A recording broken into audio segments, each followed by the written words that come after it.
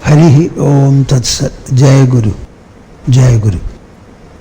Yesterday I told you something about meditation and how the meditation is fully focused on the mind. The intelligence alone is the factor to help the mind to get to the meditational mood and also meditational stillness. I continue to say that imagine a flame of fire, especially in the firewood.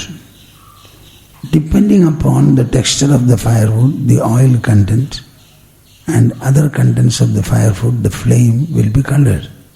But right from the beginning, it is flame, it is hot and brilliant.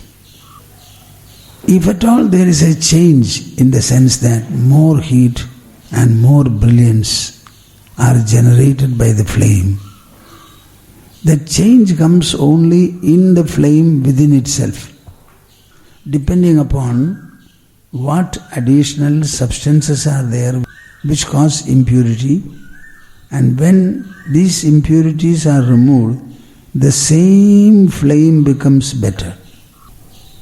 This happens in an oil lamp also. Depending upon the oil, the color of the lamp, the color of the flame will change. Actually, there is nothing externally coming there. It is the flame itself becoming more brilliant and more hot.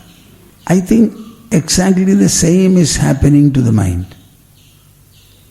Right from the beginning we have a mind, and this mind will completely depend upon its own constitution for generating sentience, along with that various emotional traits.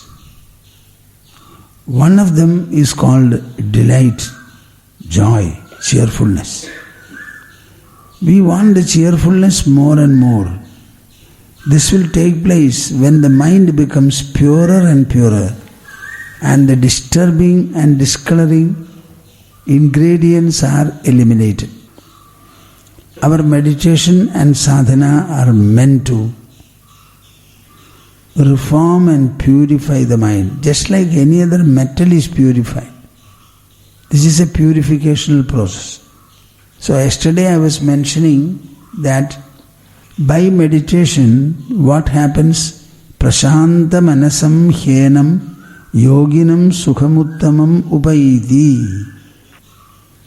When the meditation grows in you and it starts reforming yourself, the mind itself gets more and more refined, and the refined mind will itself generate the peace and joy you look for. Upaiti shantarajasam sukhamuttamam. Already we have some kind of sukha, comfort. That comfort also is generated by the mind. But it has got so many disturbances. Qualitatively it is not very good. Somebody close to you, that person speaks well, you are happy. Sometimes he does not speak well, then you become unhappy. The trouble is arising only to the mind. So the quality of the mind will have to increase. Why I am emphasizing this? Only when you understand this, your attention will be focused on your mind.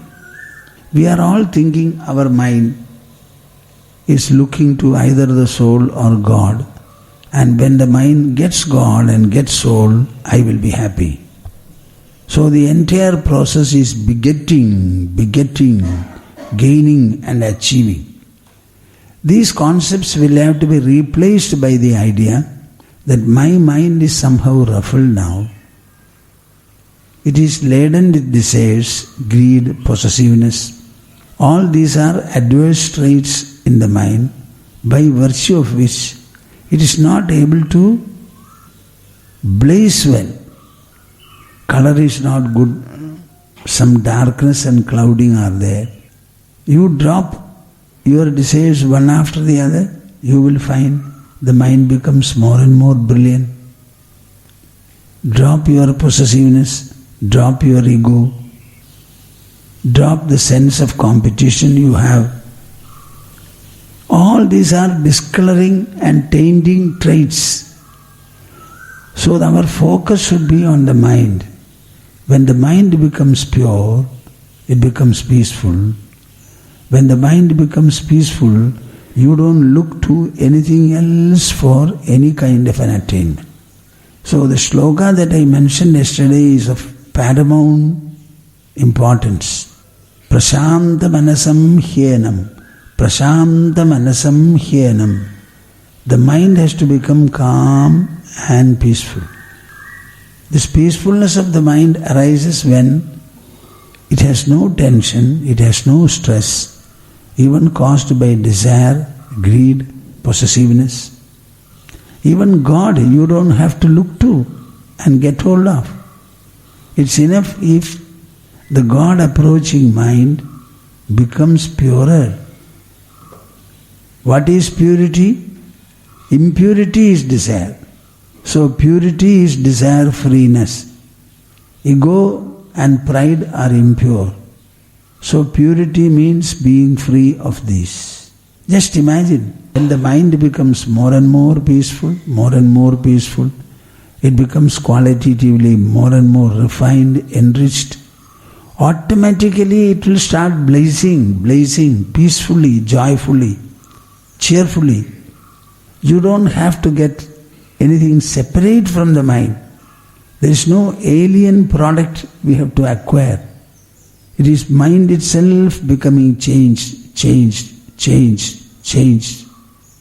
I wish you spend some time thinking about it. Let the mind become peaceful means it should become pure.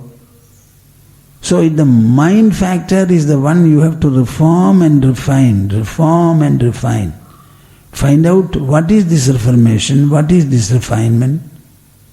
That is why Vedanta says Putrayushana, Vittayushana and Lokayushana. Yashana means desire, very strong. Desire for progeny, desire for money, wealth, and desire for recognition from the world. These are the three strong influences which keep the mind dirty, colored, tense, dark. It is just like cleaning a vessel. You are not trying to add luster to the vessel. You only clean it. Whatever dirt is there, remove it. There is no alien product coming to give you what you want. I think you should start thinking about these matters very well, discuss also and try to know. Don't think that it will be easily learned. No, it takes time. Hari Om Tats Jai Guru.